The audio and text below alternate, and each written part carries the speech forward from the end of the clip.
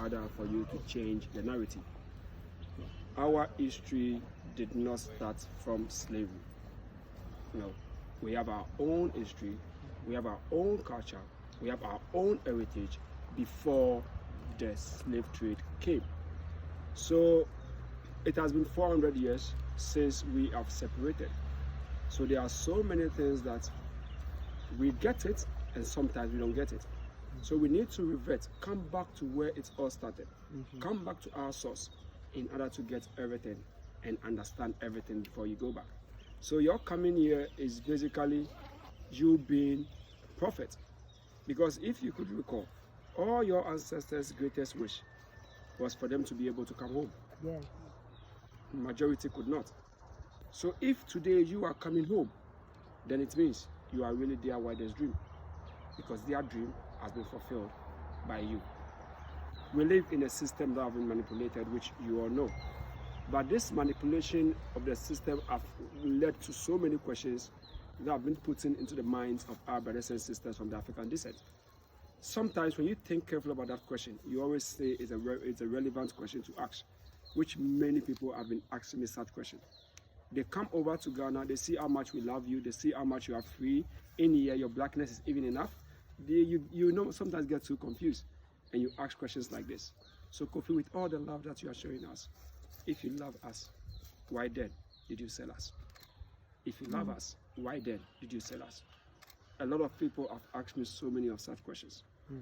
And if I were in your shoes, I would even ask more, because I think it's a legitimate question. And in answering that question, sometimes it becomes tough, because you cannot play down the African participation. Indeed, there was. But research has also given so many information about the trade, which we have to know. So I ask you, tell me the kind of pains that you have gone through that you think your African brothers from the continent did never suffer. And when I ask them, the list is long.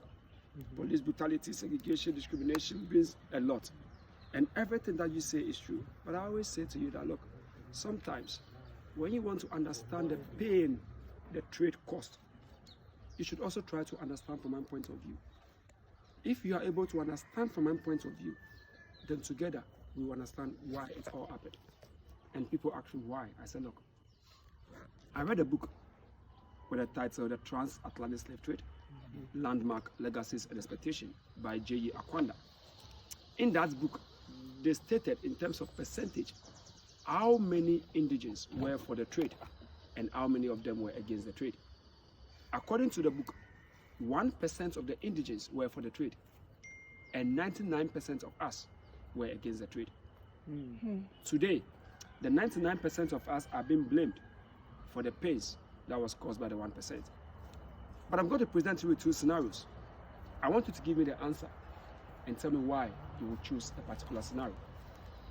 Mom, I came to you one evening as your son, and I said, Mom, my sister over here has invited me to a birthday party. So please, can you allow me to go? Mom said, oh, Kofi, go, but make sure you come home early, because there's so much of work to be done. So whilst I was leaving, I realized the bond I share with you. So I came back, give you a smile, and I give you a kiss on your forehead. I said, Mom, I will be back. So I left to the birthday party. Mom was in the house doing a whole thing when she heard a knock on the door. Ka, ka, ka. That knock looks like Kofi knocking, because I have a way of knocking, which is very similar. So in Mom's mind, my son is home. So Mom rushed to open the gate to meet Kofi. When Mom opened that gate, to her surprise, right in front of her, somebody presenting to her the dead body of me. That your son who just left an hour ago, this is the body. Your child is gone. The second scenario, all things being equal, I went to that same birthday party and I never returned. These two scenarios as a mother and a father, which one would you go for? The first or the second, and why? There's still hope. You go for the second, you go for hope. Who will go for closure?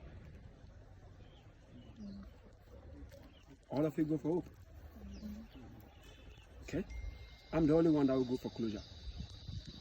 because that prolonged aches, I can't bear them. When I put myself in it, even when my brother is even missing for a day, I don't know what will happen to me. I rather prefer to have closure, because with that closure, I know that person. That is why sometimes when your relative even have an accident and his body is so deteriorated, you always want to see to have closure. Because at least when you see that body will not, you not see it any longer, but you're going to see that person in spirit, because you know that person where you took it, you taking that person to. So I always go for closure. And sometimes when you be looking at this trade, have we thought about the 99% of continental Africans who have their brothers and sisters in you stolen, taken away, raided? These continental Africans never had closure. It has been 400 years of prolonged pains. Have you ever thought of this? A community that was raided, mother, father, siblings were all gone, and it was only left with kids who grew up not knowing who their siblings was, not knowing who the family is, but that child has to grow on his own. Have you thought of that also? So the pains that we share, it is something in us. That is why research has proven that the pains felt by our forebears could still be felt in us. So we shouldn't create a vacuum for the Caucasians to exploit. Because when you were coming here, I am very positive that they told you so many bad things about me to you. They told you how bad I am, they told you how bad I am to you. But did you ever ask yourself this question? What did they tell me about you? Yes, I did. Have you asked yourself that question? And have you had answers? Do you want to know? I'm not sure you want to know. Yeah, we want to know. You want to know? Yeah. Sister Prissy didn't tell them what they tell us about them.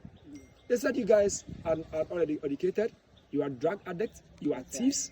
That's right. The same thing that they tell me about you is the same thing they tell you about me. Yeah. So the question is why? Keep us Separate. Keep us separated. So what would they lose when we unite, and when we win? We gain Everything. power. Yeah. So we know of this. Then why are we still enslaving our minds? If we know all this, why are we still enslaving our minds? Because we're not all on the same page. But we have to. Because with this question, everybody would answer the same question, would answer the same way. All of us, everywhere, would answer the same way. So we know about it. Before the coming of the Europeans, some of our chiefs were they were fighting among themselves in order to gain territorial expansions, right? So whenever a community defeats your people, they do get your men and women to be their prisoners of war. Now, with these prisoners of war, it was their labor that was bought, not their bodies. Because they had rights, they have privileges, and they were never owned. This system that was practiced by us was what today researchers has come to the conclusion that it was the indentured servitude. It was so different from what was imposed on us by the Caucasians. If you want to know how different that was, just read the law on slavery in Carolina in 1616, and you're going to understand everything better. Because with that law, they stated that all free men would have absolute rights over their enslaved persons, and they could do whatsoever they wish to do to you, and no one could question them.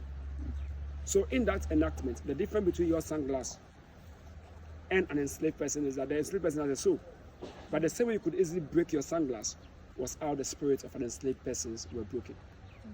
This system of slavery was introduced to us in Ghana in 1471 by the Portuguese, led by Prince Henry the Navigator. When you read many literatures about the trade, you are always told that the Portuguese landed here as traders. But that is a lie. The reason being that you don't know the place. You've never been there. You don't know what is in there. You don't know the people. You don't know the mode of transportation and communication. So how then do you land in 1471 and trade? Who are you trading with?